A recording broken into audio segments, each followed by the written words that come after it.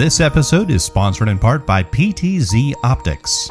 Why hire a camera operator when the control is in your hands? Visit ptzoptics.com for more information. And by NewTek, makers of the TriCaster TC1. Stun your viewers, not your accountant. Visit newtek.com for more information.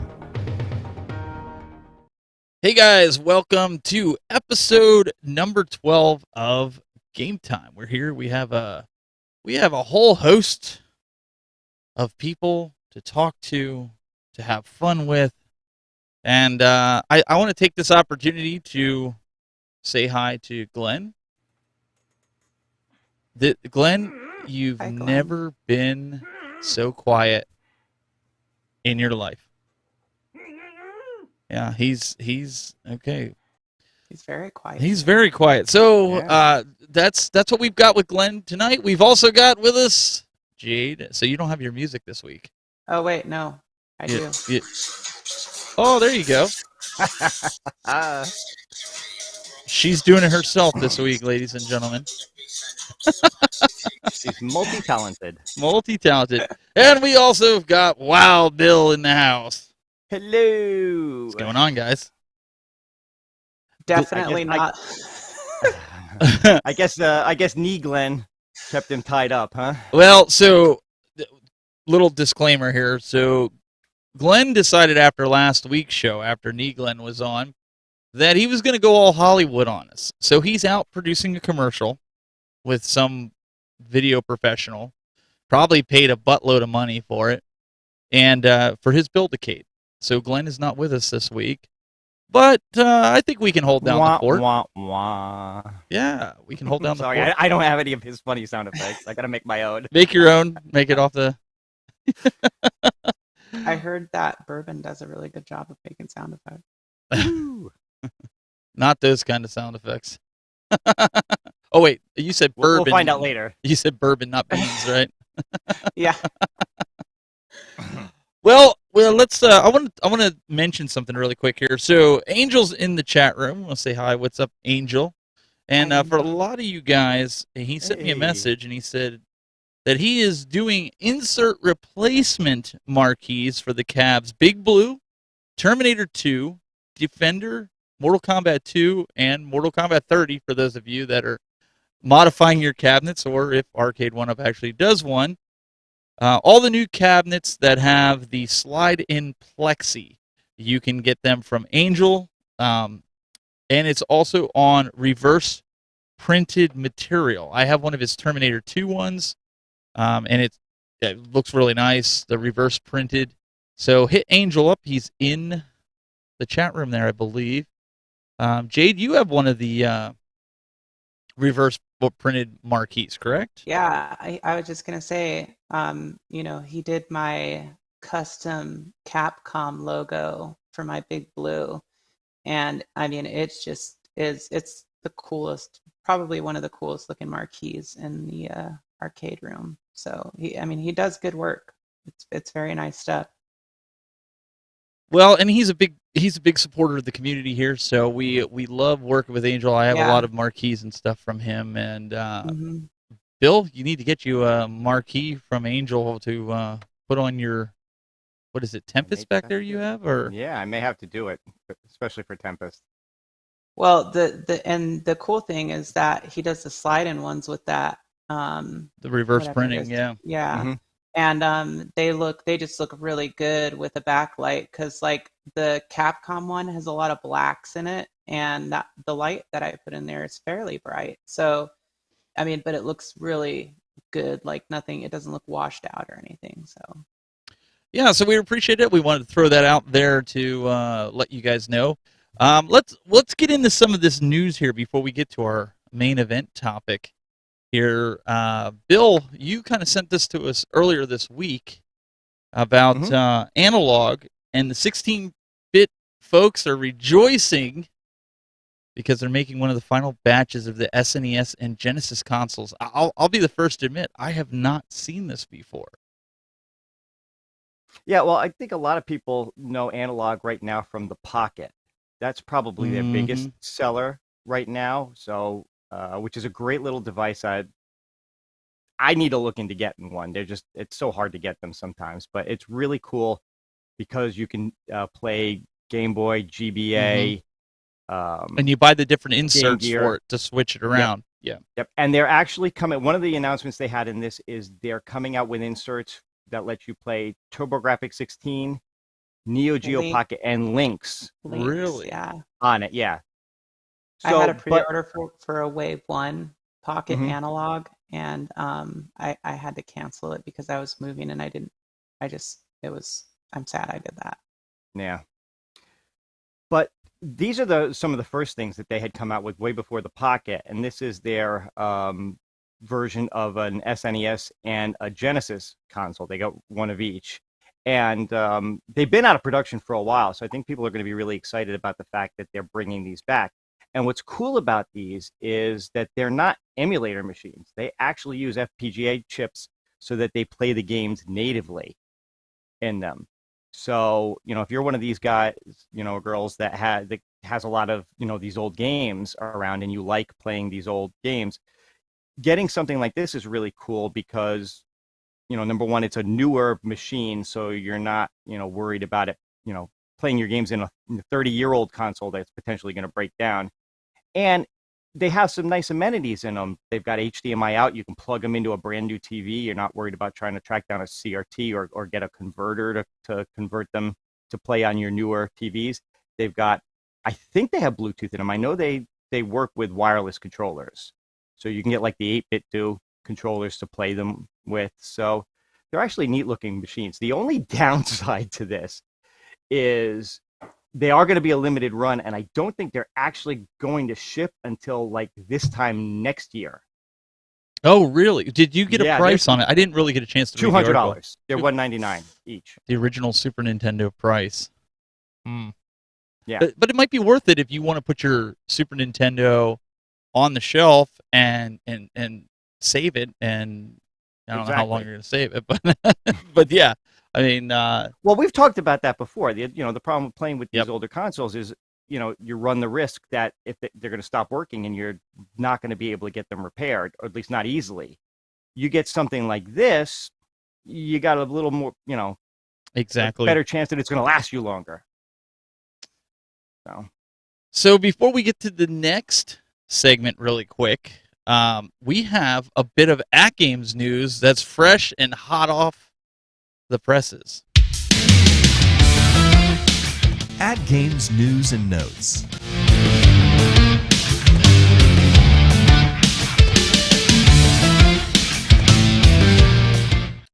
So AtGames put out some information today that if you were on the list or you pre-ordered, you put your deposit down for one of those the mini pinball machines, check your email inboxes because you probably are going to be getting an order form. I know some of the folks on the Facebook group, guys I have seen, are getting their pinballs and ordering them. They're getting the ability to order them, that they'll be here in time for Christmas. So that's huge. There's going to be some competitions going on with pinball. I know Michael B is doing a competition right now for the BitPixel LCD. So you can, for the artwork and such, so Michael's got a video on that. There's also going to be firmware coming up here. It's a universal firmware for all the machines. That's going to be coming up, I believe it's October 26th. So you want to definitely watch for that to drop. But that's coming later on this month. So I'm kind of excited about it because we really haven't had a lot of AtGames to talk about. But they dropped the ball. They dropped the bomb. Does that mean you're going to lose games on your system again? Well, we're hoping that it fixes that, right? We hope there's some other little features like lobbies coming to the firmware for the pinball. So, I mean, isn't that something people were asking Arcade 1-Up to do, was lobbies? I don't know. I think that was something that somebody asked. Nobody cares It about was lobbies. it was like a pipe dream. Yeah. So with the AtGames, if you guys want lobbies, well, they're doing it. So I don't know why Arcade 1-Up can't do it if AtGames is doing it. They can do it, but let's not open that can of worms. I want to open that can of worms. I got to get some energy tonight. Listen, it's been a long day. I don't normally have to code. I get done with work and I had to code. trying to fix some websites. Wait. Let me do this here. Okay. Are you going to play a sad violin No. or sad Hi, trumpet? I'm Arcade One Up. I make arcade machines. But sometimes I make lobbies, sometimes I don't. But we can do it. It's just that we don't want to pay Code Mystics because we're too cheap to.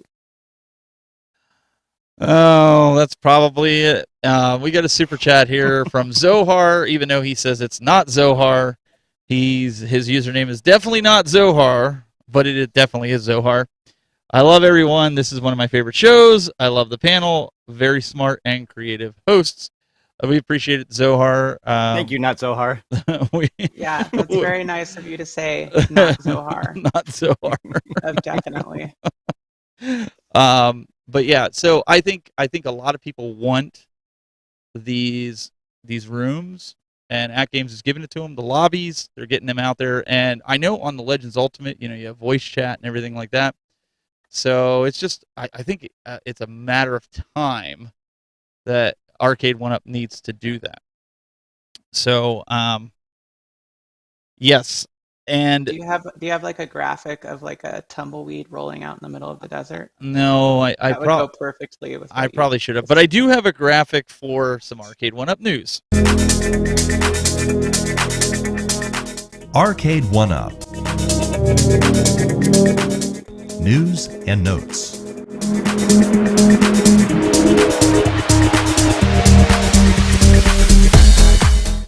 So any of you guys that have been paying attention to a lot of the forums, a lot of the Reddit articles, a lot of the Facebook groups might have found that some of the folks that have pre-ordered and received their Marvel vs. Capcom 2, Jayde's favorite subject right now, have seen that some of their boards are dying. They're turning black. They're rebooting automatically. Volume sliders are going down. Like, Jayde, you first reported that when you first opened up. You're like, wait, I didn't touch anything, and the volume sliders are going down. And this is what we hear from Arcade 1-Up.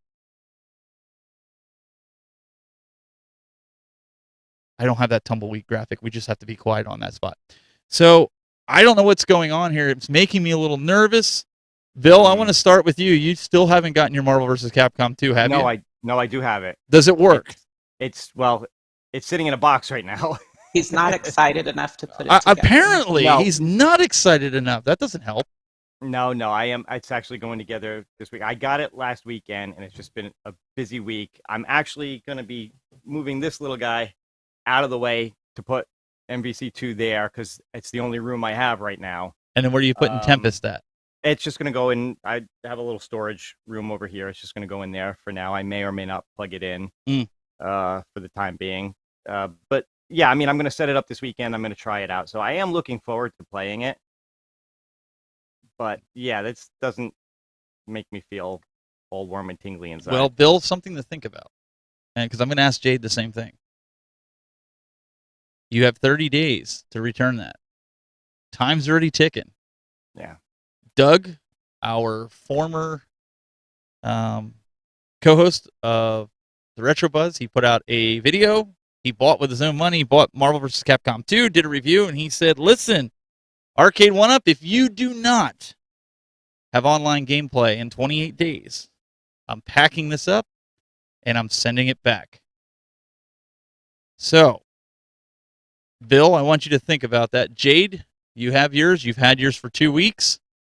And you wanted online play. If it's not there in 2 weeks. I thought it was a cool bonus.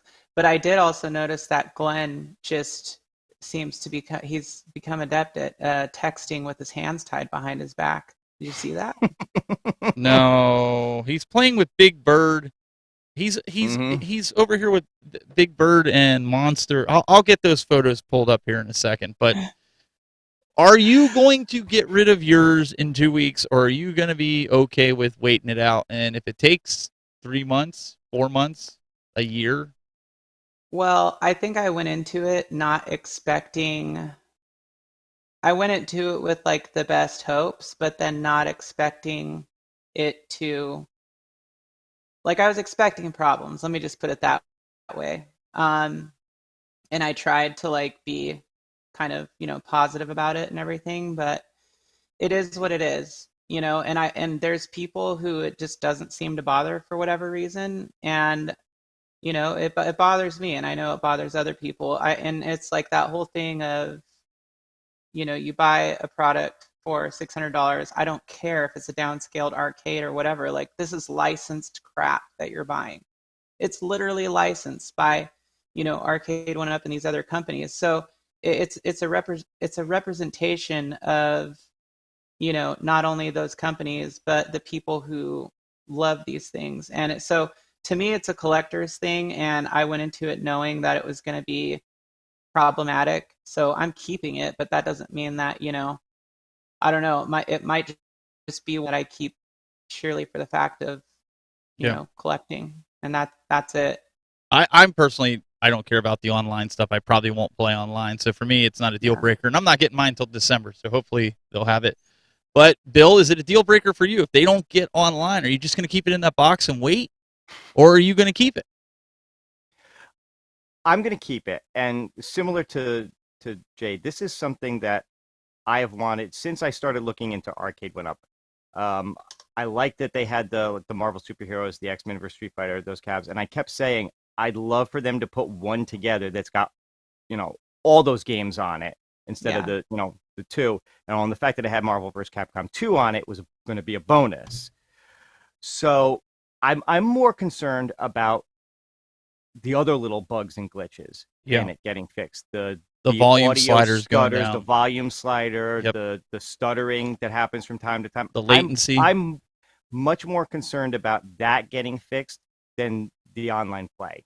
Because all the other games have online play other than Marvel vs. Capcom 2. I'm fairly certain they're going to have online for Marvel vs. Capcom 2 eventually. Is it going to be beyond the 30 days? Maybe. And that doesn't really bother me. See, my daughter was excited for me to get this one, so I know we're going to play it together more so than I'm probably going to play online.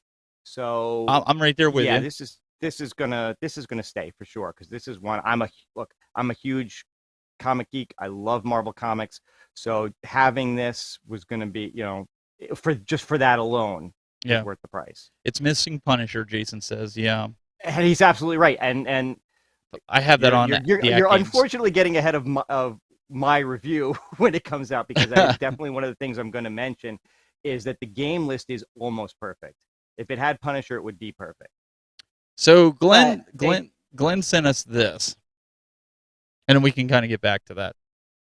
Glenn sent us this is why he's not here.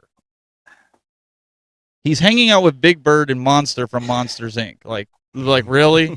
You would rather hang out with Big Bird and the monster from Monsters Inc. than to be here.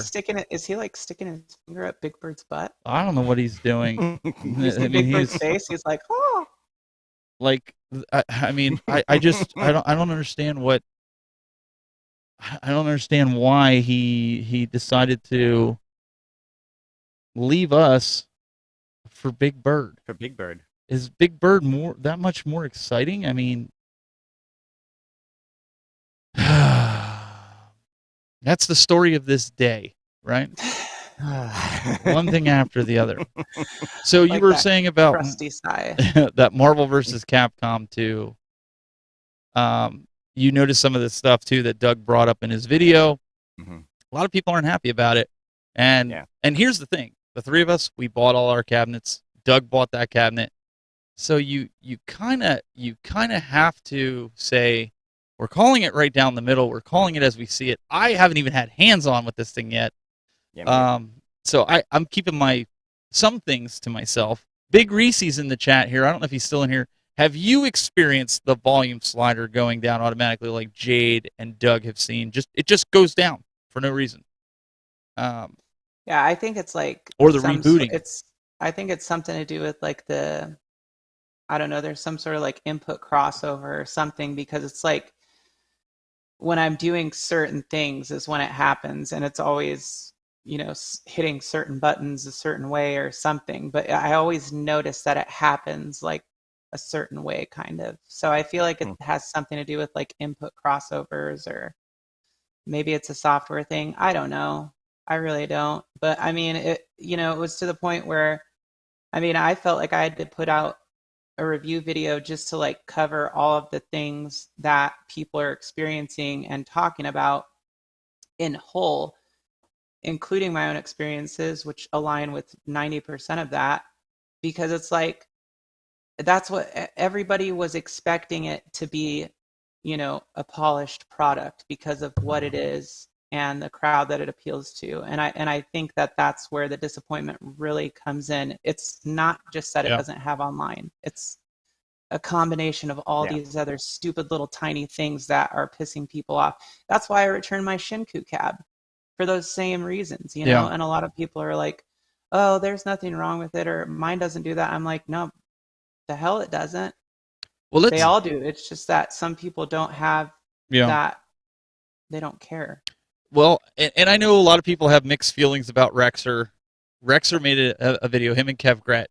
But there was one thing that Rexer said in that video I thought was genuine, and I thought you could actually take this for what he said. He said that you think Arcade 1-Up would have rolled out the red carpet with this product and made this. This should have been the best cabinet that they have put forth because of the demand for this cabinet.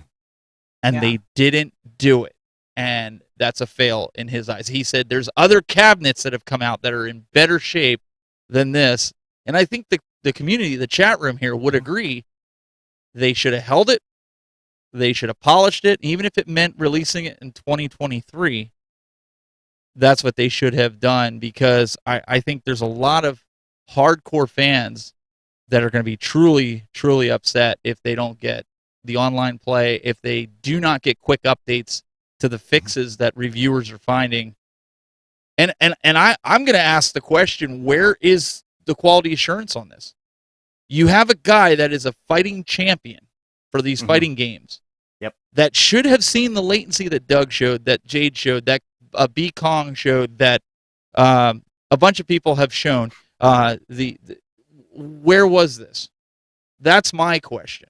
Yeah, I think that there's maybe like relationships that are a little bit too close. Maybe people don't want to step on each other's toes.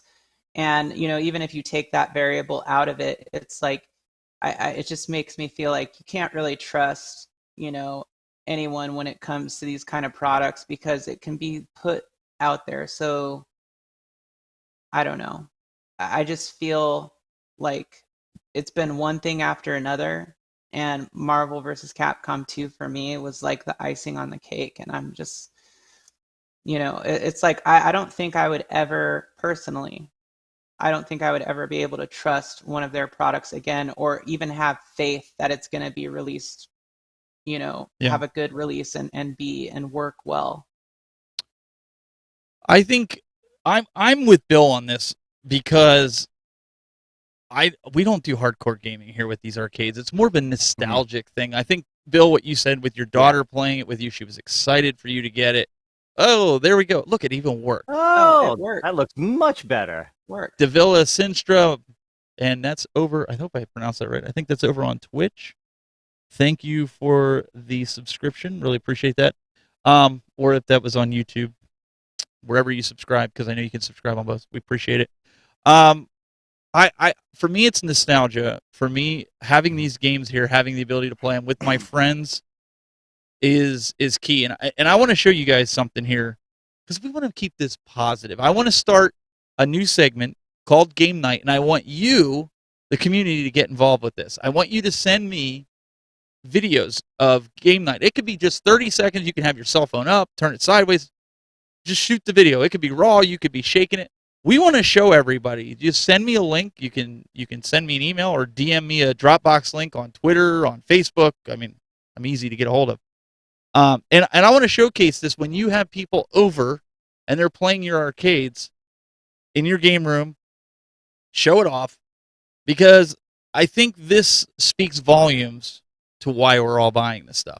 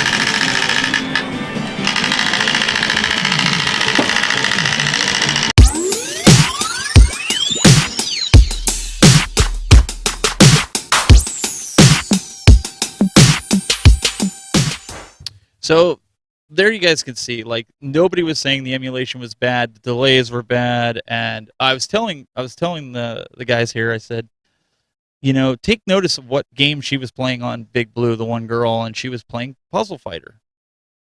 She sat there and played that for 4 hours, and I'm not kidding you. And obviously, because I was videoing this, you didn't get to see, but me and the guy that was playing Galaga at the end, him and I played Simpsons Bowling. That's like the game now that him and I play every. We try to see how many 300 games that we can do, and we'll go neck and neck, in one night, right? We've played that for 3 hours. That has been the go-to, and as you can see, my son and other people, they play the Terminator 2 cabinet a lot. I mean, not one person has like come up and said, "Man, these are cheap guns on Terminator 2." Or now I do have Glen's his spinner or his trackball now in The Simpsons, so it does roll so much nicer.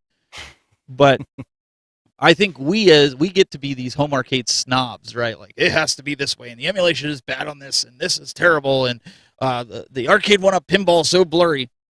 Not one person said that. Not one person said this is a BOE monitor. And that Galaga, I forget what monitor's in it, but it's awful. It's not even a BOE, I don't think, in the original Galaga. Oh, that's one of the first gens, right? First gens. And yeah. my PCB died. It was, John D sent me another one. Oh, gosh, it had to have been like 8 months ago. And my buddy, the guy that was playing it, has the highest score out of anybody that's ever played it in here. And I gave him the broken PCB and I wrote his score on it so he could keep it. Trophy. Yeah, but I got one from Arcade One Up, and that was back when their customer service was terrible, and John D pushed it through so that I could get it. And it was like, hey, I haven't heard anything from support. It's been 3 weeks. What's going on? That was back when he was heavily active in the community. So the gun sound, Dr. Freeman, he says that gun sound is annoying. My son loves that sound on the Terminator. You can. He loves the sound of it. I'm like, turn that thing on. You know, and I honestly, I think Marvel vs. Capcom 2, The Machine, I love Children of the Atom. Yep. I love beat 'em ups like that. So I think that's going to have the same effect, like you said, Bill, the nostalgic effect that, you know, we're all missing. So I want you guys, if you have people over, send me a video. We'll showcase it on the show here. I don't care if your game room has 3 arcades in it. I don't care if it has 1. You know what? You can have just as much fun. Send it in. We want to see it and see how much fun you're having, because honestly, that's the reason why we get all this stuff, and that's why Jayde does what Jayde does. What do I do? I don't know. It just sounded right, so I just went with it. You were just sitting there all serious, so I was trying to catch you off guard. Bill, I mean, you're building a game room. That's your hopes and dreams, right? To have people over, yep, to be able to have fun, right? Exactly.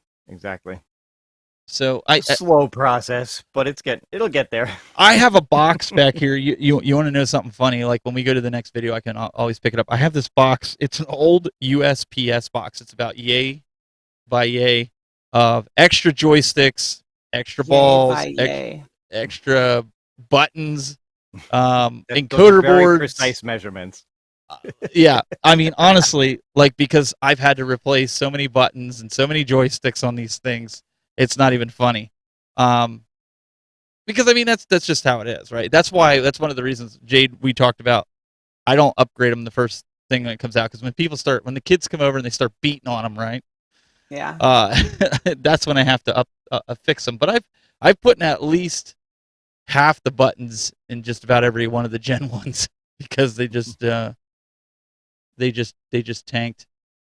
Let's see. Roger Smith says, I have a 6-lane slot card track. Does that count? Absolutely. Send us a video of kids playing it. We want to see it. That's part of your game room. Does it have to be just arcade? No, your game room. If you got pool tables, air hockey, if it's got slot machines. I mean, I almost bought a slot machine. I got a good deal on it at the one. It's like $80 for a true Vegas one. Games. Do you really? You play slots? No, a haven of games. That's a game room. Yeah, haven of gaming of any kind. It could be your console room. You could have a projector screen with console games. I don't care. Send it in. If that's your game room, send it in. We want to see it, and we'll show it on the show here. And hopefully we get enough people sending them in, and we can show it. But if you really don't like Arcade 1-Up, there's only one other alternative. We're gonna get to that in a little while. I know. Jayde's got some stuff. We're trying to hold it off because she's got the fun segment coming up, and Bill has the major segment that we're going to talk about here. But Music Mike says that's a great concept. I have 11 cabs and enjoy playing them, and the nostalgia that they bring. But nothing brings me more enjoyment than having. Let me pull it up here because the family members and friends over playing. Exactly. Our big shindig, if you want to call that. Can we say shindig? Yeah. Sure, why not? Shindig is New Year's Eve. We have so many people over. The arcade's booming. The other room with the games booming. We have Rock Band set up in the other room. All your motion games on Switch, Wii, all in the other room. So it's nice. You got more room above the head. Paul Burns wants to know, did I ever get a real pinball table? I don't. My mother-in-law has one. He said, will you? Oh, will I get one? I really don't have the room for it. My mother-in-law has 8-ball deluxe, so when I want to play a real one, I go over there. I don't have the room for that or real arcades. I don't live in California where they have sky-high ceilings and stuff. That's a little teaser for you guys for a little later. Yeah, so this is like the old setup. Somebody said something about what did he say? He says, I think your background in tech, communications, and podcasting brings a lot of class to YouTube. I respect you so much for how, and it got cut off here, how much quality that you bring to YouTube. Sorry. I appreciate that. I got to update this background, though, because this is not it's not the old, the TV image that just keeps looping is not the same, but that's false advertising. I know. I just wanted to disclose that, though. I needed to disclose that. It's a good thing you disclosed it very well. I'm not sitting right in front of my arcades and such. So, but I think that's what we all. I mean, it's great to criticize, the companies to make a better product. If that's the intention, to make a better product, then by all means, I think we all should be critical of everything. I mean, we're spending good money. And somebody else said it in the chat room that they only spend. They'll only buy these arcades at 50%. Jayde made me buy Marvel vs. Capcom 2 at full price. I never, ever have bought. Same. I blame her. This is all her fault. Arcade 1-Up should be giving her commission because of this. Well, I just threw up she made me give into FOMO. It's all her fault. I'm just saying. That's the truth. That's why we have her in the middle. Dreamcast Kyle, thank you. No, what's he saying? Is he buttering you up now too? No, he said congrats on Big Red Neo Geo. Oh yeah, he's giving it away. Jeez. She had to sneak that out. Yeah. No spoilers. Yeah, we're gonna talk about that here in a little bit. FOMO. That's right. I had it in my cart 15 times. 16, and then she called me. This is how bad she wanted me to get it. She called or texted me at 2:30 a.m. my time, to make sure that I saw that pre-orders went up, and I sat there, and the stupid thing, She's like, "Well, did you buy it?" I'm like, "No, I just left it in my cart." She's like, "It's sold out now." I'm like, "Well," so No, because let me do my impression of Steven. go ahead. Go ahead. Here we go.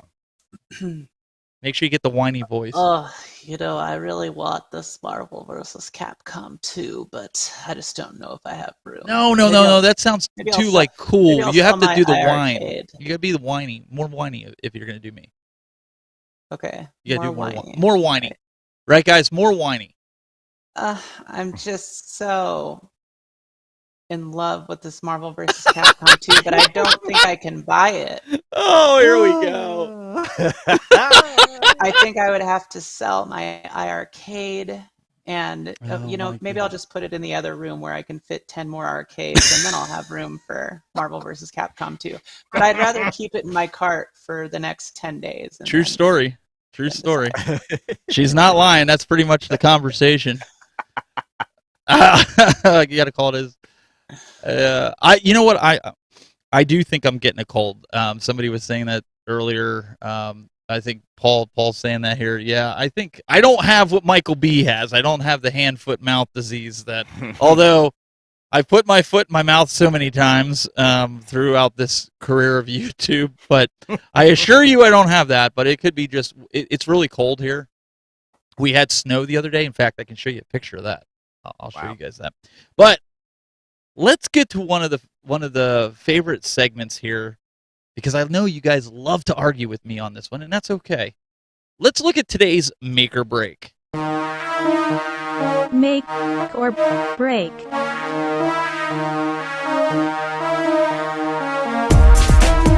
Okay, this week's make or break is the Sega Dreamcast. Did Sega make or break this system? This was one of my favorite systems growing up. I remember taking my hard-earned money and saving up and pre-ordering it and ordering the magazine, only to have Sega kill it off in less than a year. What's your thoughts? Did Sega make or break this system?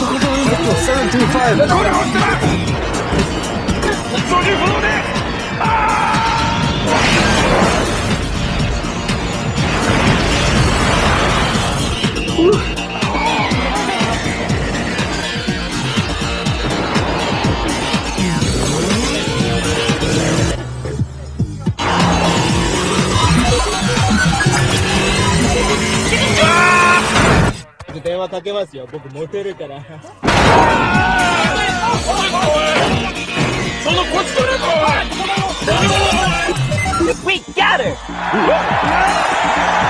Hi, Randy. Well, hello. It's thinking. All right, guys. You in the chat room, I see a lot of you guys have been posting this in. This was one of my favorite consoles of all times. And I know if Glenn was here, he would agree with me. And Mike, he says they broke it by discontinuing it too soon. When they decided to make software for other consoles, they should have continued to support their own platform for at least another year. I would agree with that. Keep your comments coming. We'll get to that. All right, Jayde, make or break. Well, should I preface it, or should I just give my answer right up front? You can preface it. That's fine. I mean, first of all, Dreamcast was the sickness, because you were getting this was the console that everybody knew was going to have, it was going to be able to play all these fighting games like Street Fighter 3, Marvel vs. Capcom 2, and that a lot of them, including Street Fighter 03 Upper or Sakyo Dojo, if you got the US version, were pretty much direct arcade ports with the console options. That was like the port aspect of it, was that you got the console options or extras with it. But it was pretty much the arcade port because the Naomi was like the Dreamcast sister system, and there was just a couple tiny things that set those two apart. So it was an arcade-based console, and it had, the PowerVR chipset in it, and had full compatibility with monitors or VGA output.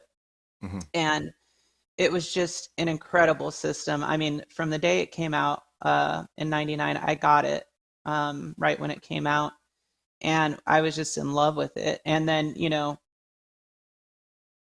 they had so many good titles for it as well. Shenmue was like a big one, and of course Shenmue 2 was around the time that it started to kind of die off. But I think that Sega broke the console because they did not continue to support it and use these arcade level platforms that they had. But it's also difficult because at that time the arcade was slowly beginning to change and kind of dwindle, so to speak, but I mean, that was when you were seeing the last of kind of like Tekken Tag. Well, Marvel vs. Capcom 2 was on it. Yeah, sorry. Yep. But then, like, all those fighting game series like Tekken and Street Fighter were all going through changes at that time. Yeah. And then they kind of slowly started to fizzle out shortly after of the arcades. So anyways, overall though, I would definitely say it was a break. Sega broke it. The console itself was just incredible and still is to this day. Well, and it was before its time. And so, because that's what Bonafide Picker was asking about. There's two arcade platforms that the Dreamcast is basically built on, or built of, if you will, and that's the Atomis Wave and the Naomi. And Model 3, it wasn't so much. It other than any power interconnections that it had as far as processing power with the Naomi, it could do Model 3, but sadly, I don't think it pulled that off as well as the actual Model 3 itself. But how many of you guys carried those memory cards around as like little gigapets in your pocket, and you played the mini games, and you took them to your friend's house with the saved information on it? We all did that, right? But they have. It was like a Tamagotchi. They have. This is the last thing I want to say about it. They still, like, to this day, there's still so much support for the console, but you can actually get Atomis Wave games, like the arcade versions, that people have taken the time just to do the port so that it can play on the Dreamcast. So like Samurai Showdown 6, for example, really, really cool Atomis Wave game. But anyways, just a little tidbit. Glenn, now you've been replaced. No, I'm just kidding.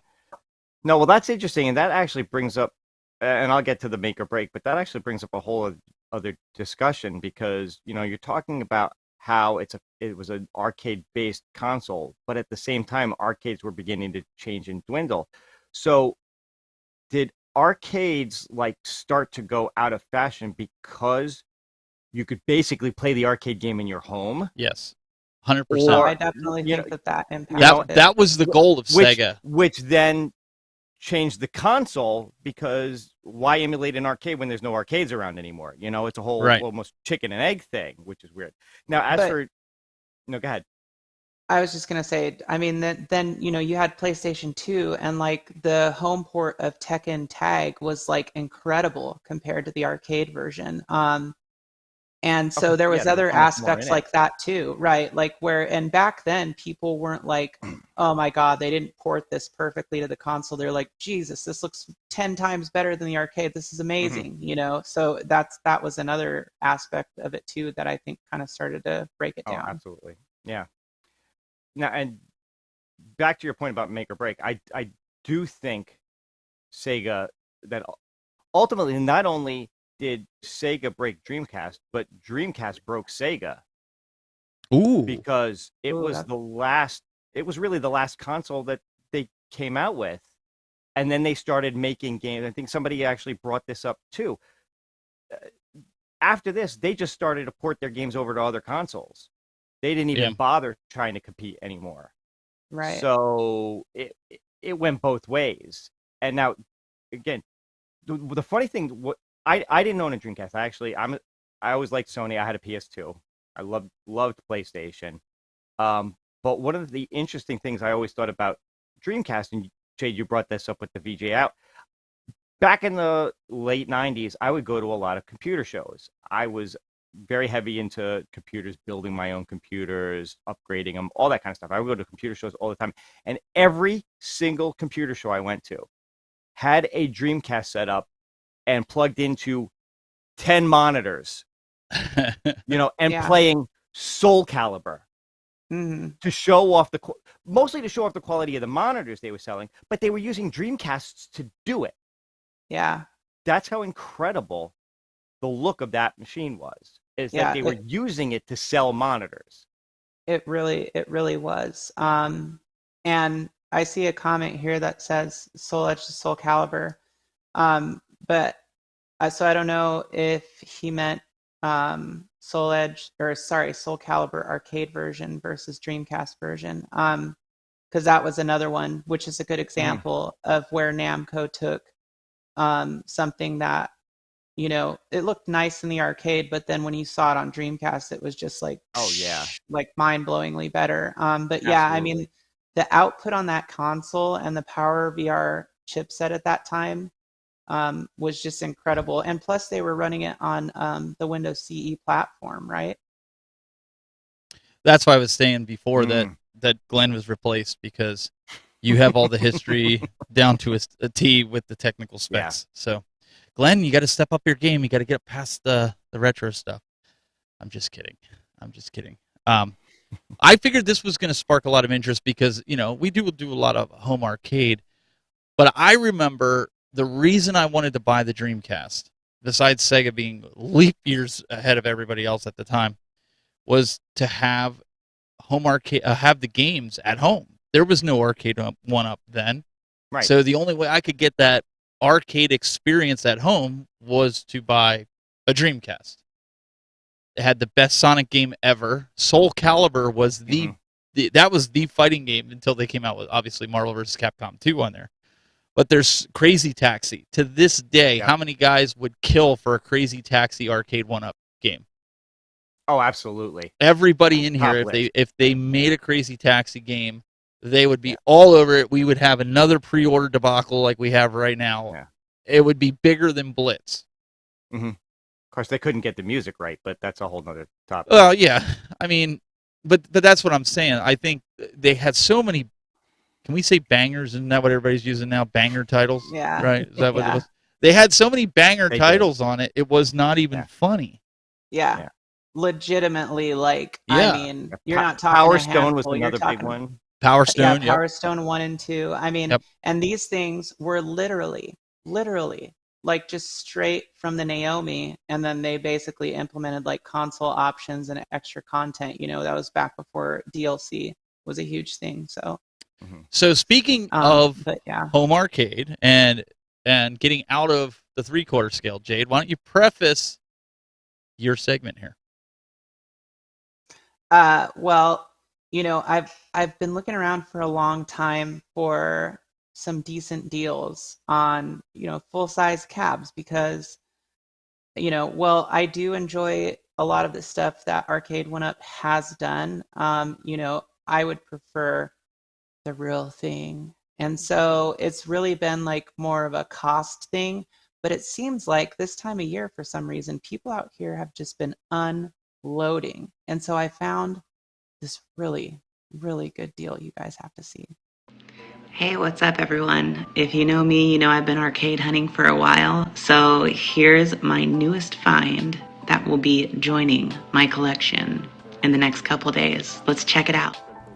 So I've been looking for a Neo Geo Big Red, and I just happened to run into this as well. So I found these on OfferUp, and I messaged the guy and said, hey, would you sell me both of these for a discounted price? And he said, sure. So of course I was super stoked, and I went over to take a look at these things and see, if there was any issues. And surprisingly, there's not. So I actually have two of the same racing cabs to choose from with the original hard drive images. And on top of that, of course, the Big Red with the MVS selector and 4 games included. Now, while these do have a couple small things to fix on them, they are fully operational and playable. Of course, the cosmetic side is not a big deal, and I do have all the stickers for the Neo Geo already. So needless to say, I'm very excited that I get to work on these, and also here's some bonus footage. So is any of this from when like you were a kid, or is most of this stuff that you've like collected later on? Both. Okay. The McDonald's, I remember those Transformers. Wow.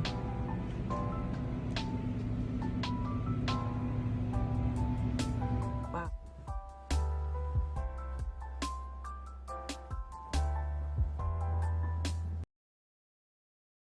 Ooh. So, Now that you made so everybody yeah. jealous. I've been hunting for a while, and I actually thought I was going to get an HS5 Dynamo, which is like the one other one that I would really like to get as like, the real hardware original stuff. But I haven't been able to do that, but I did find these, and I basically contacted the guy, and I was just like, hey, I will take both of those off your hands, but can you kind of hook me up? And really nice guy. And I just talked to him about, the condition of them and everything. And so the MVS actually has the 4 slot with 4 games that it comes with. And everything is operational except for a few tiny things. And the monitor needs to be adjusted just a little bit. But it's all fully functional. And then same thing with the racing cab. Everything on it works. The shifter, force feedback, wheel calibration, speakers, everything works. So most of it is aesthetic that I have to fix with them. But let's just say that the deal that I got, you guys, was that I basically got both of these. So the racing cab and the Big Red for less than the cost of a Pro cab. Wow. That's insane. And you got to play it though, right? You got to actually. Yeah, I played both of them. Wow. I played both of them. Yeah, you can't beat that. I mean, No, I was saying before the show, that San Francisco Rush alone should be worth more than that. I mean, Yeah. that's a great pick so on that cab. Jayde sends me the pictures or the information or whatever. She goes, guess how much I paid for it? And I told her, and then she goes, yeah, I'm picking them up Saturday. I'm like, so which arcade one-ups are going out the door? It wasn't like, how did they play? Like, how, I mean, you could sounds like it might be MVC too. And I said, so what machines are you getting rid of? Because obviously you told us that you had everything that you wanted for your home arcade, and that just went out the window. And I said, don't say that. So obviously the MVSX is going bye-bye. Yeah, that's what I figured. And then I think I'm going to get rid of my Killer Instinct as well. Because maybe you should sell Steven your MVSX. No, she's giving it to the guy. I think. Yeah, it's the cost of shipping would just be like $8,000. We already talked about that. Yeah, I thought about it. But yeah. So I mean, obviously that's kind of taken the place of the MVSX, and then the racing cab is just kind of an extra addition. So I can move things around a little bit, but I would definitely, if I ever got a Dynamo, I would get rid of MVC2 and just get a Naomi and probably like a dark soft kit and just have that set up in the HS5 or a Big Blue, either one of those, a Big Blue or an HS5. And that would be, I'd be good with that. I mean, that would fill in any I'm moving around right now. So Paul says everybody's invited to your house for retro gaming on New Year's Eve. Save the date. That would be so fun. So, well, that's really cool. I'm glad to see that you were able to get that. So, Bill, let's transition to your segment, which is the marquee title of today. So why don't you tell us a little bit about it before we play the clip? Okay, so Yeah, so what was it, last week or the week before that, Nintendo put Pilot Wing 64 onto the Nintendo Switch, but they made some adjustments to it. They bumped up the frame rate on it, so it's playing at a full 60 frames per second. They bumped up the resolution. I think they increased some of the textures on it. So they made a few adjustments to it. So basically, it's not the same game, same exact game that it was when it originally released on the N64. So the question is that a good thing? Let's take a look. So last month, Nintendo had their latest Nintendo Direct, and during that, they gave us a new roadmap for the latest N64 games that would be coming to the Nintendo Switch Online service over the next several months. Well, now it looks like the first of those has dropped, and this is Pilot Wings 64. Now, what's interesting about this in the run-up to it being released is that people have noticed something a little different with this version compared to the original version as it was released on the N64. And the big thing that people have noticed is the fact that the game does appear to be running much smoother than it did in the past. Now that's because the game has been bumped up to run at 60 frames per second. If you go back to the original Pilot Wings, the menus were running at a smooth 60 frames per second, but when you got into the main game, you were stuck at 30 frames per second. Now, whether or not this means that the game was always capable of 60 frames per second, but the Nintendo 64 hardware couldn't handle it, or whether it was a conscious decision to make the game that way, not really sure. But at any rate, this new version is running at a much higher frame rate, along with being at a higher resolution, and it does look like some of the textures have been enhanced as well. So that begs the question, even though the game does look a lot nicer and probably plays a lot better too because of this, is that what we really want?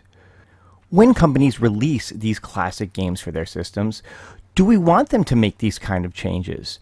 Or would we prefer to play them the way they were played back in the day, warts and all? Join us as we discuss this and let us know in the comments your thoughts. Do you like the fact that they're making changes to these classic games as they release them, or do you want to play them as they were back in the day?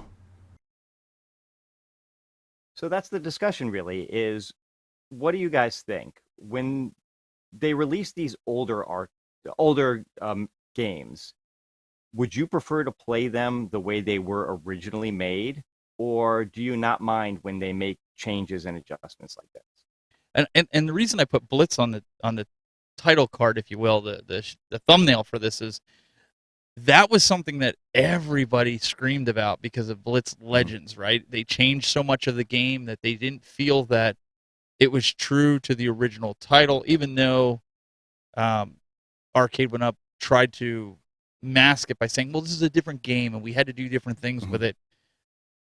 Like even to things like the Ninja Turtles game where they changed the music to it. It's not the original music, so people had a problem with it. I don't know. Let's start with Bill. You brought the topic up. Does it bother you if they do that stuff? And that's the thing. It actually, I would say it depends on what the change is.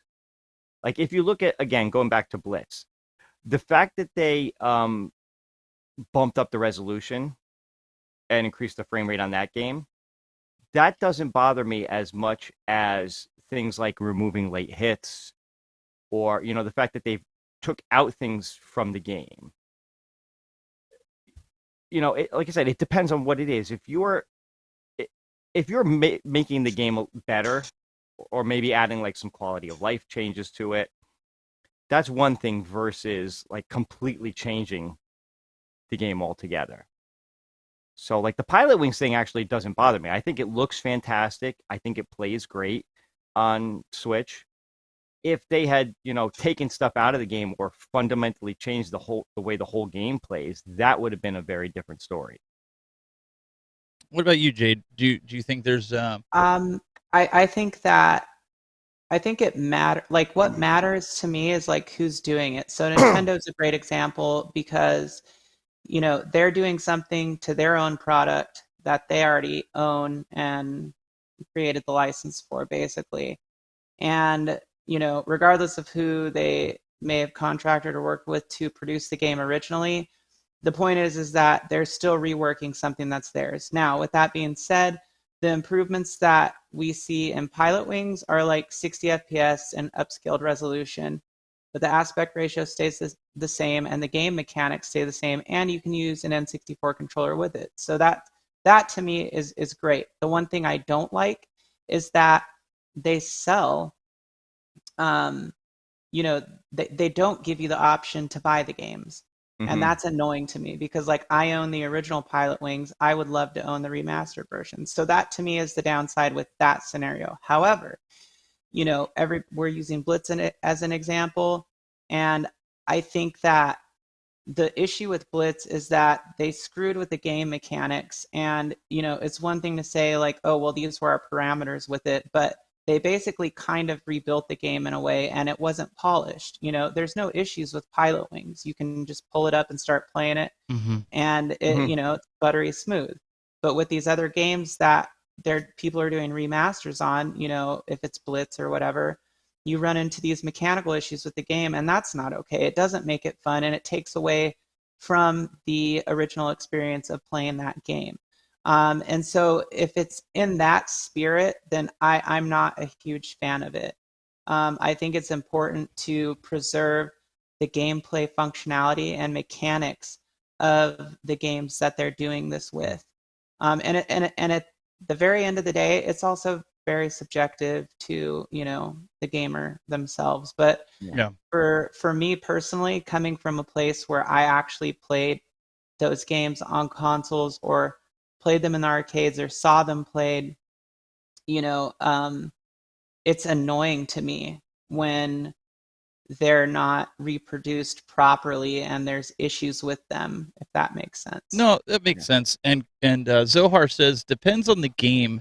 If GoldenEye Definitely 64 stays at the same 15 frames per second, it would be awful. If it improves something that was lacking before, then it's fine. Well, that's a game that I certainly hope that they bump up the frame. Well, yeah. It's definitely not Zohar, Stephen. Oh, definitely not definitely not Zohar. Okay. Yeah. But it's Zohar. Anyways. Well, here's but like, I bought the Cowabunga collection. Did any of you guys get that? The Turtles? I want to get it too. I have not picked it up. They changed some stuff in there, like in the original and this is trivial, okay? But I noticed it because you remember when the Ninja Turtle movies came out? Pizza Hut was really big on those, right? Yep. In the remastered version, they're gone. There's no Pizza Hut signs anywhere, just generic pizza on the walls where it used to be Pizza Hut. And I forgot to check to see if the arcade one-up ROM has it, but I don't think it does. But the original arcade did. Yeah. And also that's the Nintendo a licensing version. thing, though. That's a licensing thing, though. It is, but it doesn't affect the gameplay, though. Can't get around that. Yeah, sometimes.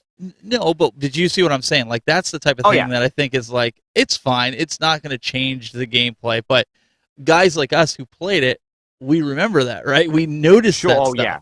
Yes, that was my point. Well, see, now here's another point I wanted to make that I think is kind of funny, and I hope some people will back me up on this.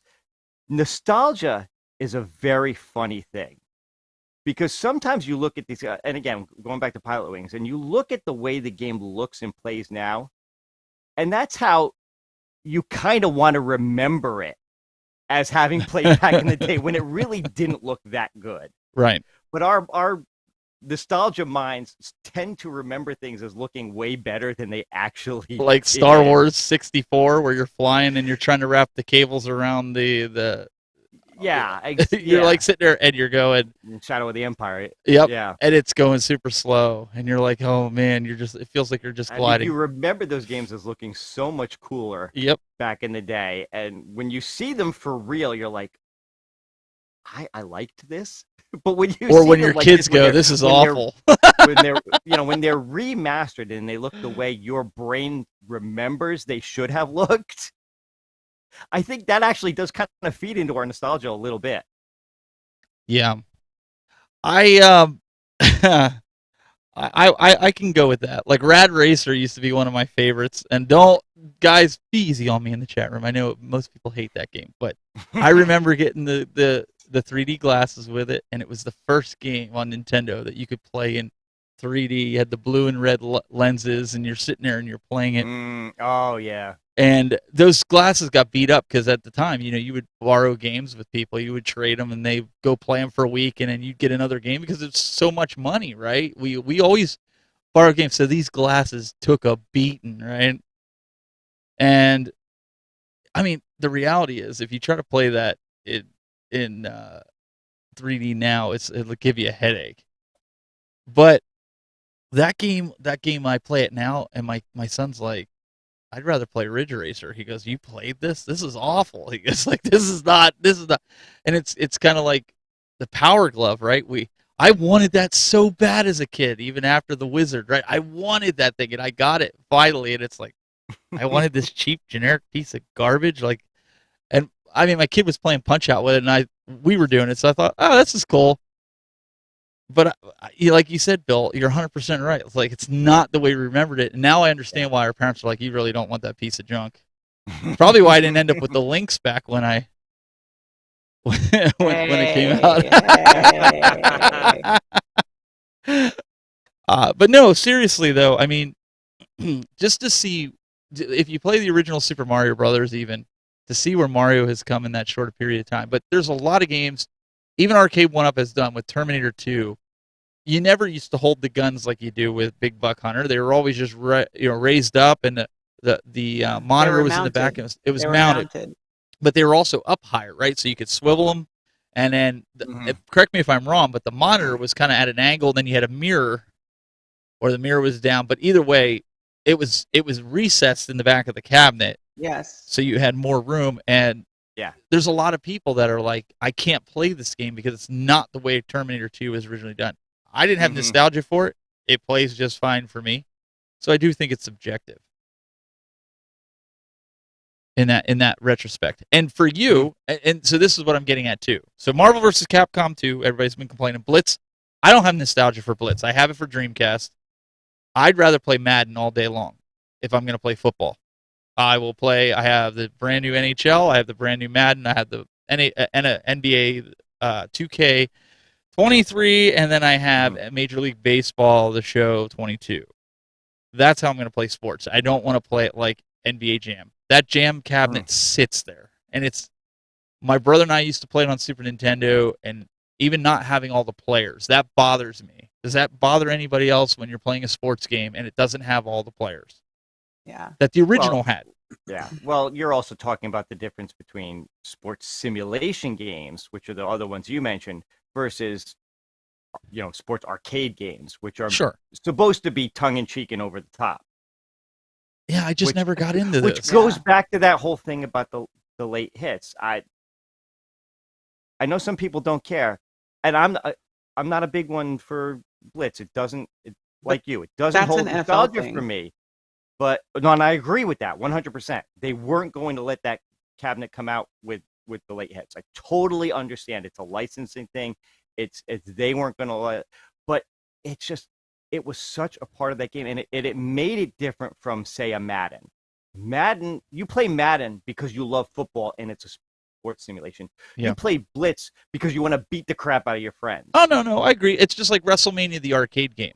Okay, I hated that game. I really did. It was like Mortal Kombat with like one of the ones that I love. It's like it's that in your house. It's like playing Mortal Kombat with professional wrestlers, and that used to drive me nuts. Like if I'm going to play a wrestling game, it's going to be a system. I get it. It's like Killer Instinct. You like those types of games, but there was a group of wrestling fans that love those games. I hated them. I really did. I did not get into them, and they were just like Blitz and your NBA Jam. So, but I will say, playing the original arcade and then coming home and playing like a console version, huge difference. I can understand, Jayde, why you liked playing it in the arcade when you got that rumbling bass, and it's it immerses you more than the console did. And I'm sure playing NBA Jam in the arcade, and I don't remember because it was so long. I mean, you're talking 20 years ago. I don't remember what that experience is like. I'd almost have to go to Galloping Ghosts, play these games again, and go, yeah, this is how I remember it.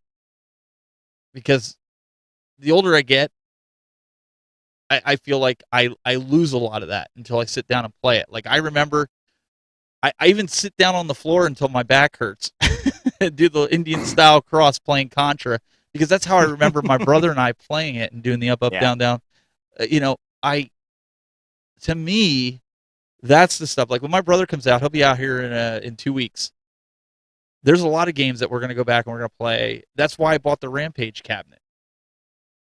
Because I remember him and we'd go to Showbiz Pizza, and we would play that game nonstop. And then he got the Nintendo version, and we would play that nonstop. Yeah. And for me, that's a piece of my childhood. Like, I'll never get rid of that Rampage cabinet. Like that, there's so much nostalgia with that cabinet compared to any other cabinet. That's one of the games I tend to gravitate to on the Defender Party.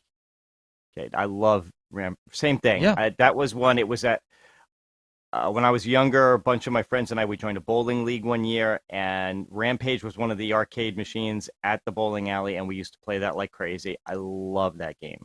Now, Jayde, we were talking about how I probably couldn't get a full-size arcade down here because it's down in the basement. I'll tell you one game that I would try my darndest to get it down here, especially if I could get it for like $800, would be WWF WrestleFest.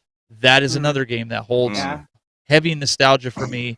Every week, my parents. That's like the wrestling fans, like king of the arcade wrestling game, isn't it? I played it every week when my parents were at bowling league, and we had.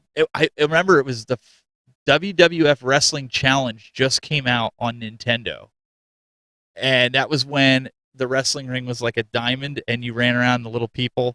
That was right after the original. The original one with Hulk Hogan, Andre the Giant, they were really big, and you would just punch. I mean, it looked like the Rock'em Sock'em boxing thing.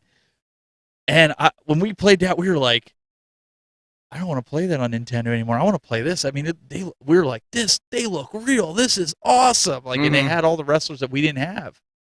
Yeah, that was another thing about that era too, was that like games that came to consoles, just there was always something missing. Okay, Yep. Street Fighter 2, it was like the water dripping over the edge of the bathtub and E-Honda stage. That used to piss me off. And then the sprites were smaller, so the characters were smaller. And then like NBA Jam, Bonafide Picker said NBA Jam was better in the arcade, in my opinion. And I didn't even really play it that much, but I just remember seeing it on Super Nintendo and being like, why don't they have big heads? Like, this looks dumb compared to the arcade. I'm like, that's like one of the main things about NBA Jam is big heads, and you couldn't even do it. And Bonafide Picker's right with this too. Rampage is just dumb, but it brings fun and joy to all ages. Oh yeah, I 100% true. Looking at it now, Bonafide Picker, you're 1,000% right. It is a stupid game. Oh yeah. But for me to sit there and play with my kids after and tell them how the stories when I played with my brother and growing up, and that was the first game he played when he came here. There's just something about when you die in that game and your character shrinks and they're covering their little privates and going off the screen. It just cracks me up every freaking time. But it's one of those things where I was able to. It's like a second generation thing where like I got to experience it as a kid, bring it into my home. And now my kids get to experience it with me. And hopefully one day my grandkids will get to experience it with me. To me, there's no amount of... You can't put a price on that. There's no amount of change that they could do to that. I mean, now, if they did beef up the cabinet and gave you some different games and made it more look like the Midway cabinet, like the Mortal Kombat, I'd probably get rid of it and get the new one. That's one cabinet I probably would upgrade. Because obviously it would have the new PCB. But I'm telling you, like, there's something to that. Tecmo Super Bowl, Bono's Tecmo, he's in here. That was another football game that was one of our favorites. Oh, yeah. And I would be disappointed if it wasn't like it was back then. So, I don't know, guys. I think that a lot of the arcade machines that matter to us are the ones that they weren't port perfect on console, if that makes sense. No, they were cheesy. Like Yeah, if you look at all the ones that were really like, oh, this is so great, it's the ones that just weren't ported perfectly to console. When you Yeah. start getting into the Dreamcast era, um, I think the big benefit of MVC2 for a lot of people in the Versus games were that was like the border between arcade perfect ports and then online playability. You throw that in there, and that kind of makes it more appealing. But outside of that, I'm just thinking. I mean, Sega Saturn was the best console that you could play any of those Versus games on prior to that, but Yep. only if you had the Japanese versions and the expansion cart. So it wasn't until that era where you kind of started that line between console and arcade started to fade. And so everything before that is, I think, what also makes it especially nostalgic for people like us. Well, and that's why people ask me with my AtGames Legends, like, why did you put Marble Madness on it? It's like the artwork is just obnoxious because it was that neon orange and yellow from the original Atari. But I'm like, again, Marble Madness is, for me, is very nostalgic. One of my best friends growing up, who's not with us anymore, he passed away at such an early age, and there's a lot of nostalgia with that. Him and I would spend the weekends together. That's what we played, and we would, when it first came out for Nintendo, it was like, this was so. For me, there's nostalgia to that. So I think everybody has their own, everybody has their own list. But to put a little smile on everybody's face, so this is, somebody said something earlier that I had a cold or something. This is why you can blame everything on this. Oh boy, this is what I woke up to the other day. A lot of that white stuff, and our leaves. If you look, the leaves are still not off the trees yet.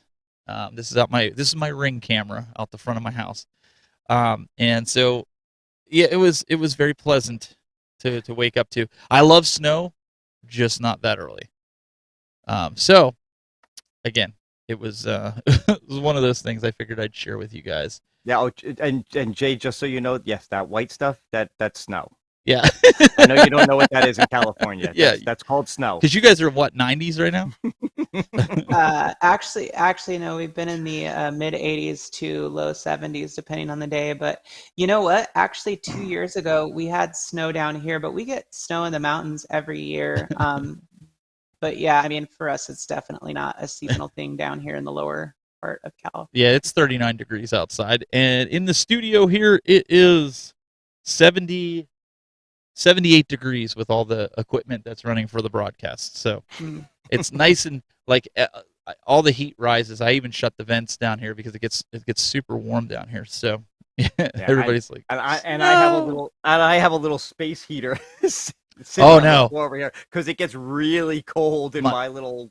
My cats, they come down. I would rather office that I have. I would rather be freezing and like bundled up in something cozy than be like sweating hot. But if I had to survive in something, I would rather be sweating hot. Once I shut the machines down, the cold is painful. Once I shut the machines down, everything will cool down. No thanks. I'd rather not have. He probably meant I'd rather not have the snow. But I'm curious, you guys in the chat room, since we were talking about nostalgia and these arcade games, or even games in general, and like Bill said, that if they make changes to it, why don't you guys put in the chat room a game that if they changed it, even the frame rate, if they changed the speed of the game, if they changed even the color palette just slightly because of it going HD, would ruin the game for you?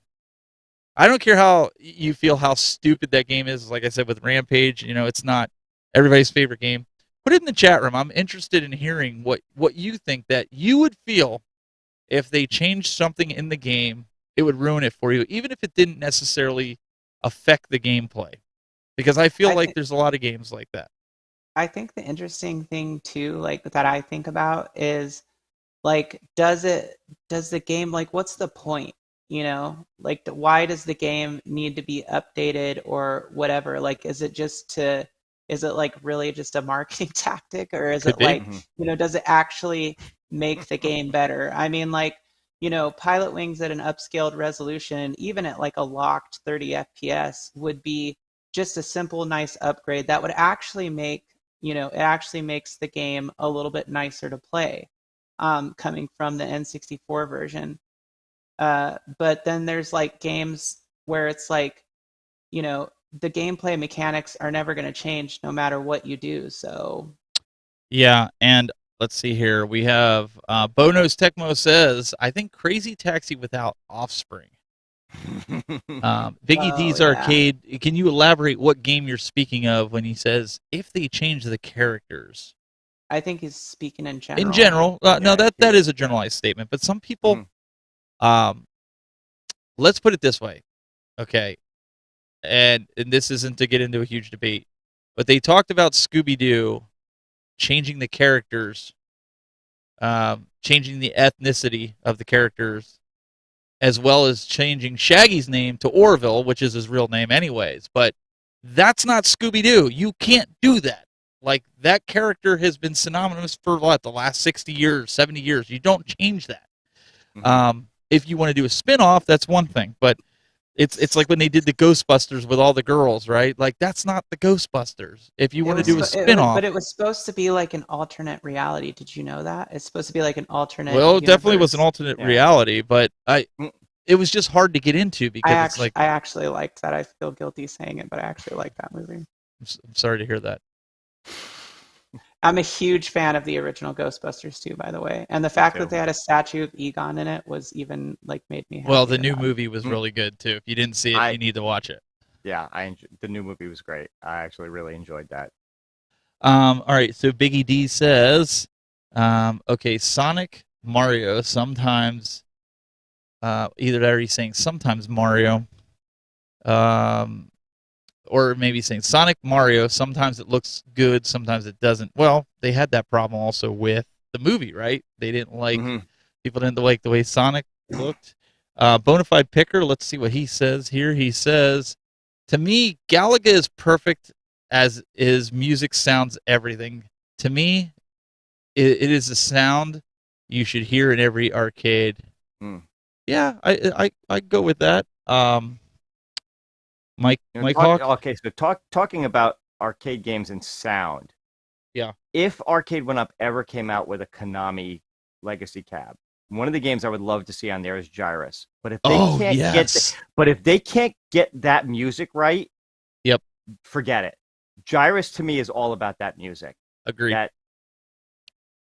I think there's key elements that definitely, especially if it's a remaster, there's key elements that definitely have to be in there for, especially if there's a huge fan base for a game. But I mean, like, there are games too that you could arguably say, like, there's that console era where it's really difficult to get games that are emulated correctly, or they're just really expensive. So I mean, and RE4 kind of falls into that category of one of those games where, being able to play all of these older games remastered and streamlined onto a newer console is a nice, it's a nice convenience to have that and to be able to do that. But at the same token, like, then there's the downside of like the Nintendo way of doing that, which is where you can't freaking buy it. Like, I want to own it. I don't want Game Pass. I'm old school like that. You want the physical. Well, that again, and that's a whole nother thing too. I like Resident Evil 4. I mean, that's been redone, remade, remastered. Every time a new console comes out, you're going to get a version of Resident Evil 4, it feels like. But I think they go a little too far with this. Like, okay, do we really need a remaster of The Last of Us on PS5? Yes. That is like one of the best games in the world. Yeah, but it's great the way it is. But if you can make it more crisp and more clear, it makes it so much better, which leads us into one of our last stories that we have that we got to talk about, because I'm very excited for this, because Bill, you brought it out, and that is after years of nothing, not hearing anything, Silent Hill Konomi just comes out. Konami says, we're bringing it to you. We're remastering it. Bill, you were just talking about these guys remastering every time a new system comes out. Yep. Well, Jayde, tell me you're excited about this. I mean... Jayde? Tell me you're excited about this. Oh my Jayde. god, you guys! Silent Hill remaster, Steven, I'm so excited. She's not excited about this, folks. Really? I mean, look at this. Like, did you play Silent Hill? Come on. Yeah, I mean, I think it's cool. It's just, you know, and it's really just It looks real. It's such a weird and difficult subject to talk about. I mean, and Bill's making a lot of good points. Like, I think this is really cool, you know, in a lot of different ways because it brings the game back to life. But then again, like the environment that you played in on the original Silent Hill it's very difficult to recreate that feeling. And like Resident Evil is a great example of it for me when you're talking about survival horror games. Yep. Because when they came out with the new Resident Evils, and they're not remasters, but when they came out with the new ones, I was like, oh man, I don't know if I can play this in first person. But somehow they pulled off the feeling that you get when you play a Resident Evil game, and they did it really good. And so that's the thing, like I don't really think they should be remastering all these games over and over again. I think they should be reinventing them. No, I would agree with that. But some of the other games that they missed the boat on, like I think they should remaster them. Like, did you play Resident Evil in VR on the PS4? Even though the PS4 VR is not as good as the Oculus, like I have it for Oculus too. Because Bonafide Picker's like, how much money have you spent on this game? You have no idea, bro. Yeah. So I'll tell you what, I don't get scared at horror flicks. I don't get scared of anything like jump scare stuff. I was literally sweating playing VR Resident Evil. There's something about them creating this atmosphere where you feel like you're there, and you open a door and that person is standing inches from you. You get scared. You start sweating profusely. Like you feel like you're in the game. I don't think I could do it. I could play the game without VR straight through. It has a few jump scare parts. Play it in VR, and you won't even get past the first level without like, okay, I got to take this off because I'm gonna wet myself. Well, I'm not kidding you. I think that's also like for me, I can get that, and I have VR, so I played that on VR. But for me, it's more of like a feeling of isolation. So I usually play those games at nighttime, all the lights turned off, and it's just me and the console and the game. You know what I mean? So I kind of get that same effect. But I agree that like it's more immersive when you're like that, but I can get that immersive feeling from kind of doing that whole thing. I just think that, you know, when you go into some of these that like you brought up The Last of Us redoing it. Have you ever played The Last of Us? I love that game. Okay, I have both of them. I played Last of Us and Last of Us 2. I think they're both fantastic games. I've beaten both of them. I'm not a big horror game person. Like even the Silent Hill, I played a little bit of the first one, but I couldn't. Have you played The Quarry? Not yet. Oh, I haven't. I've heard that. Get really The Quarry, good. And it's not I played Until Dawn. Until Dawn. Okay, but The Quarry's not a game where you have to be like Resident Evil, where you like The Quarry goes in and it'll stop, and it a lot of it's like a movie, and it stops, and it'll say Until Dawn. It's the same people who made Until Dawn. Right. It'll say, do you want to do this or do you want to do that? And then it updates. Choose your own adventure. Yes, 139 different endings for this game. Wow. The guys from Complete Geek TV, if you guys are interested, a few months ago they played The Quarry in a quarry in the dark. They have it on YouTube. They did the video. I mean, it was freaky. My wife, myself, and a friend of ours that was in the arcade. The three of us it took us about 9.5 to 10 hours to beat it. So we did it over 3 Saturdays. We sat and we played it like at 1 o'clock in the morning. And it's got a little edge of your seat stuff, but it's not super scary. But I like those types of games, the jump scares, and well, I'll tell you exactly why I don't play these games in VR. Okay, because I have the Oculus Quest 2. I have the PlayStation VR. I was playing the PlayStation VR when I first got it. It came with a demo disc. Right. Of a bunch of different games. And one of them is like a space game. Astrobot. It's the best game. No, Astrobot is awesome. I'm talking about like horror type. Like, I don't know if I played that. There's a space game or whatever where you're running around shooting at things, and there's all these little like bug creatures that come out at you, and you shoot them. And I'm playing this game, and these bug creatures are coming at me. And at the exact same time, my freaking cat decides to rub against my leg. And I thought, I felt like one of those stupid bugs was running against me. I freaked out and threw the helmet off. That's why I don't play horror games in VR. Because I own a cat. Fair enough. That's one of the funny elements about. My wife still laughs at me at that one. That's one of the funny elements about VR, though, is like you get so into it at some points that you literally forget like what's outside. Like I've literally gone to scratch my face in VR and been like tunk and hit the.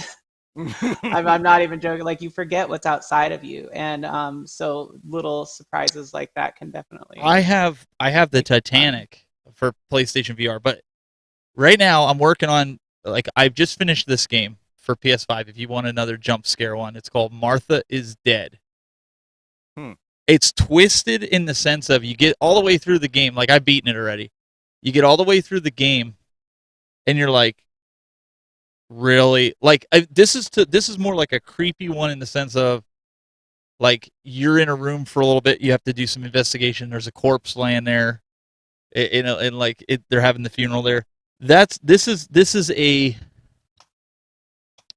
probably a 7 out of 10. I would give it. I don't think it's like it was the reason I didn't give it higher was because I beat it so quick. The other one I'm working on right now. The same rating as Arcade 1-Up's Marvel. Yeah. So this is the one I'm working on right now. Alan Wake. I have that. This is a great game, and I'm in the process. I'm working on this. If you guys are interested, if you have I think this is PlayStation 5 only, right? With Alan Wake, or can you get it on Xbox? That I forget. By the way, no, it's on Xbox. The Silent Hill remaster. The Silent Hill remaster is PS5 exclusive. Yeah, it's PS5 exclusive. Finally, we're getting PS5 exclusives. Alan Wake, freaking awesome, playing on the 360. Okay, so right, so it originally came out on the 360. The original, yes. They have a remastered version on Xbox One. Yes. Okay, good. So you guys can get the remastered the same one. The remaster's really nice. And so I have the original on the Xbox 360. But if you're into like shadow creatures and things like that, Alan Wake is a good game. So I play this usually. The reason I haven't finished it is my wife and her friend, they like to sit and watch while I play it, and we all kind of work together to play it. And I kind of move the controller, and then we all jump at one time. But it's one of those games that's a lot of fun to play in that. And Resident Evil, I have the latest Resident Evil, and I haven't gotten through that. I just can't get into the whole werewolf thing. I'm just not a werewolf person. So it's really good. Yeah, I just have to spend some time with it. Oh, did you? Okay. Yeah, I beat it so good. I just have to spend time with it. So there's a bunch of games that I have to go through. But Alan Wake, you can probably get it on clearance even right now for like $20. I didn't pay a lot for it, and I bought it new. But Martha is Dead. If you want something that's gonna make you think that there's different puzzles in there where you have to use like Morse code and you have to find a clue that'll help you with the Morse code throughout the game.